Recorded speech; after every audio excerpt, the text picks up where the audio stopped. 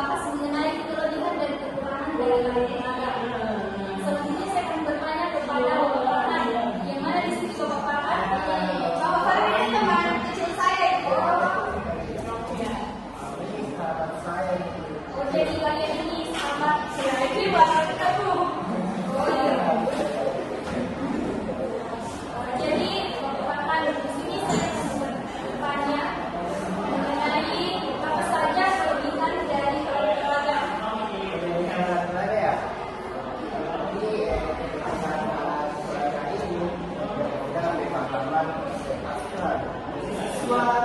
Bisa melihat dan bentuk objek yang berbeda-beda dan membuat pembelajaran menjadi menarik dan interaktif. Iya, betul sekali. Saya sangat setuju dari Bapak Farhan ya. Jadi pasti kalau ada kelebihan pasti ada kekurangan ya Bapak Farhan. Jadi selanjutnya saya mau bertanya ke Bapak Rusdi ini ya, Bapak dan kita ya. Jadi Pak Rusdi, saya mau bertanya nih, kira-kira apa saja nih kelemahan dari alat peraga yang Bapak tahu? Nah, menurut saya itu kelemahan dari alat peraga yang dapat kita lihat dari alat digital yang biasa kita gunakan di sekolah, dan menurut saya itu mungkin harganya lumayan mahal dan tidak semua sekolah itu dapat mengaksesnya. Selain itu ada risiko gangguan teknis yang dapat menghambat proses pembelajaran seperti itu.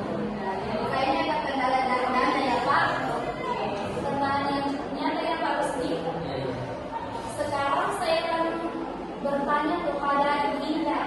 Ibu Indah ini merupakan teman SMA saya loh. Oh, Masya Allah. Bagaimana nih? Selanjutnya saya akan bertanya mengenai apa saja kelebihan dan kekurangan dari alat peraga itu. Alat peraga itu, saya itu kelebihan alat peraga itu mempercepat pemahaman materi, terutama pembelajaran matematika dan fisika. Namun alat peraga yang tidak tepat bisa mengalihkan atensi.